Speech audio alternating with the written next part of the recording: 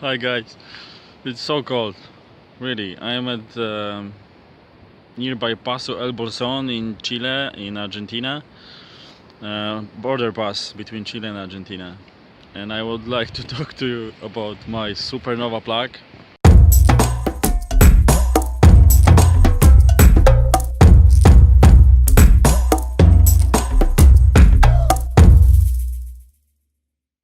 Uh, uh, so I'll just give you my impression about this thing. I'm using it for charging my phone. I have a dynamo from a company called Dynamo Shinamo, and I have the German Supernova plug. This is a converter which is taking power from dynamo, and it's able to charge my phone by USB port. And well, it's pretty expensive. It cost me like 150 euro.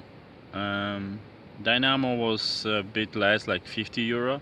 So total is 200 euro plus service. I mean, you have to go to the bicycle workshop and install it somehow, because all the spokes have to be replaced when you install dynamo. And when you install Supernova plug, you can just install it in the handlebars, in the head of the handlebars. So what's good about this thing? Well, you can charge your phone when you're cycling, but only when you cycle.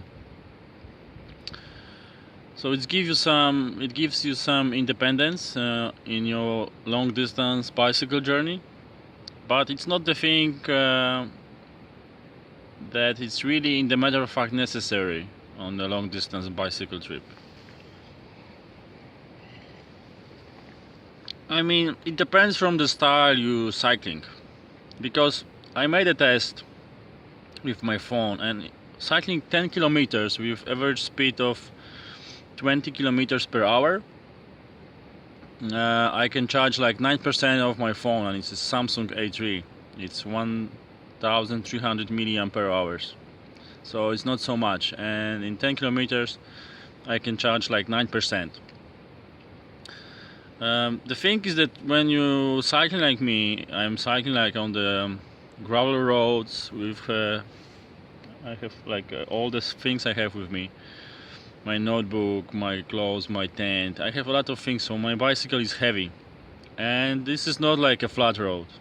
It's always very hilly, or it's a gravel road here in Chile, Argentina, or it's or it's windy. So if I do 50 kilometers in a day, it's quite okay for me. If it's nice paved road and it's rather flat, and if I make 70, 80, it's very good.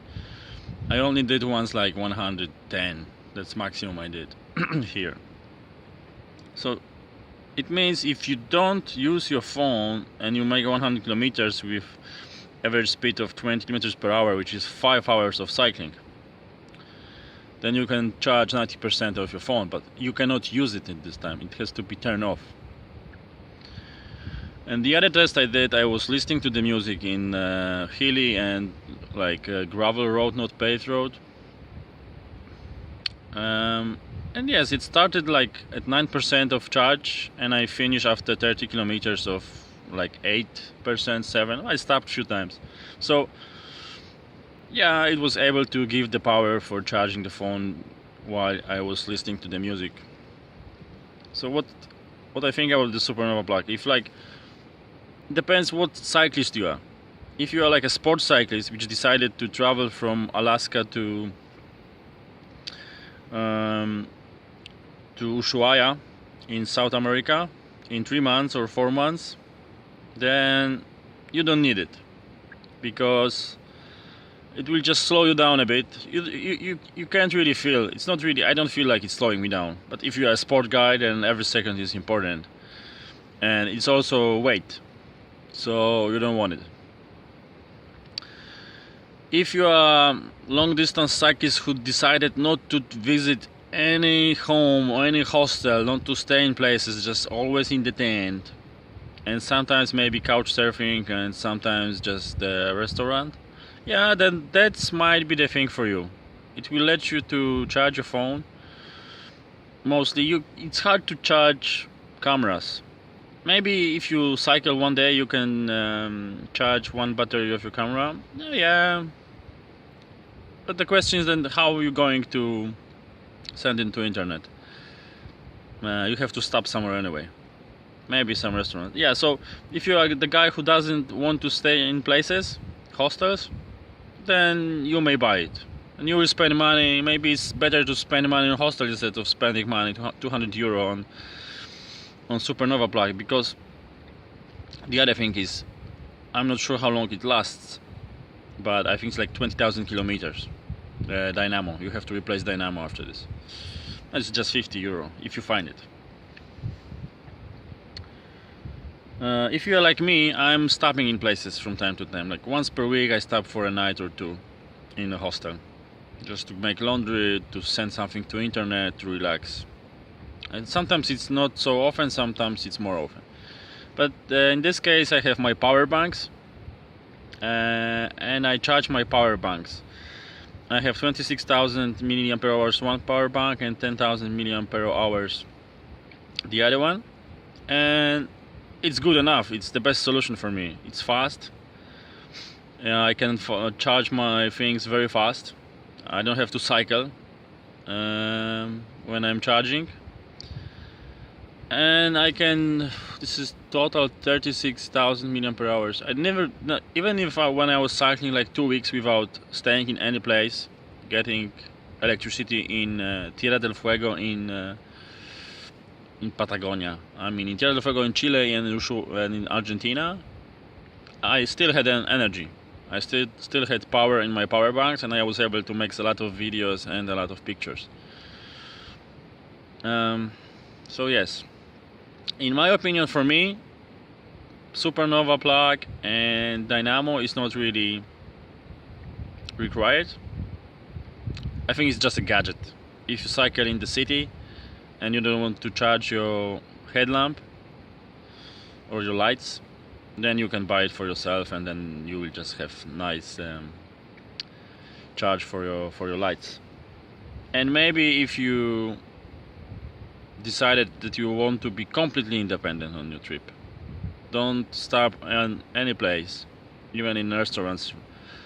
Restaurants maybe no, but even in the hostel, like once for 2 weeks for a night, then yeah, you can buy it for yourself. It's 200 euro around, and you have it. But I wouldn't buy it again for myself. Yep, that's my advice. So just to summarize the Supernova Plug, well, first of all, it's not going to charge much of your capacity, power capacity. I mean, if you cycle a lot and don't use stuff, you can maybe charge your phone full if you cycle like 100 meters a day, but it's a lot. With fully loaded bicycle on the hilly and gravel road, it's a lot. It's not easy to make 100 kilometers. Unless you go on the paved flat road and there's no wind, then of course it's easy. But in other cases it's not so easy. The other thing, it's durable.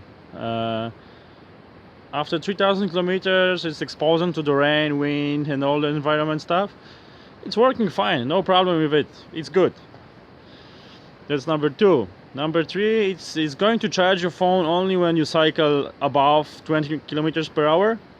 And in other case, it's going to turn off and turn on, turn off and turn on. I'm not sure how good it's for your equipment. And number 4, is there a number 4? Yeah, it's expensive. 150 euro for a plug plus dynamo plus installation. It's like 220 euro. Maybe it's better to spend this money on hostels. You stay once per week in a hostel, cheap hostel, in the dorm, and pay like, I don't know, 10 euro, and then you have like 20. If you stop like once for 2 weeks, and you have 200 euro and 10 euro for a night, then it's 40 weeks of cycling, and then it's almost a year. And then buy yourself 2 power banks. Okay, then it's like, okay, half a year of cycling, because you buy 2 power banks for 100 euro, a good power banks, and you have a half a year of staying in some cheap hostel where you can make also laundry, sleep in a warm and dry place. Just this is your decision. I wouldn't buy a plug. I would just buy power banks and stay from time to time in places, because you don't cycle. You cycle on the road. You don't cycle in Antarctica. There are places you can stay, and there are places you want to visit. So yeah, okay, that's my advice. Take care, all the best, and have a good day.